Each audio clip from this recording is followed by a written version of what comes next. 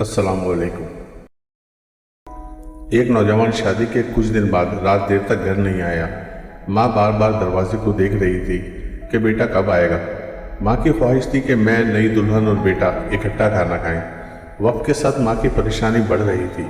सर्दी का मौसम था और माँ की उम्र भी ज़्यादा थी। जब सर्दी हद से बढ़ जाती तो 5 मिनट के लिए कमरे में जाती और फिर वापस आ जाती। एक दफ़ा जब माँ कमरे में चली गई तो बेटा बाजार से अच्छा खाना लेकर घर में दाखिल हुआ। उस खाने की वजह से लेट भी हुआ था।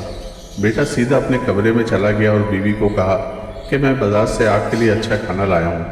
बीवी ने कहा कि ठीक है, लेकिन आपकी माँ ने भी रोटी नहीं खाई है, मैं माँ को बुलाती हूँ ताकि खाना भी खाएं और उनको आपके आने का पता भी चल जाए। बेटे ने कहा कि छोड़ो माँ को, हम दोनों खा के फिर माँ को देंगे और बता भी देंगे कि मैं आ गया हूँ।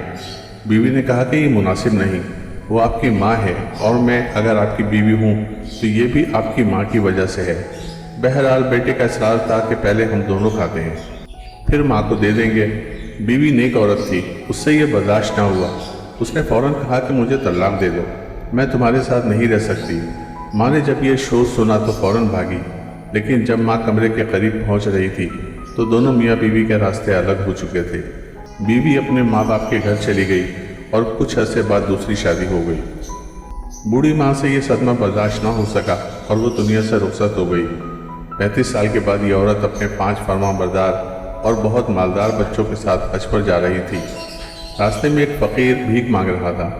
जब औरत ने देखा तो अपने बेटों को कहा कि इस फ़कीर को बुलाओ। बेटों ने फ़कीर को बुलाया। औरत ने जब करीब से देखा तो पहचान लिया।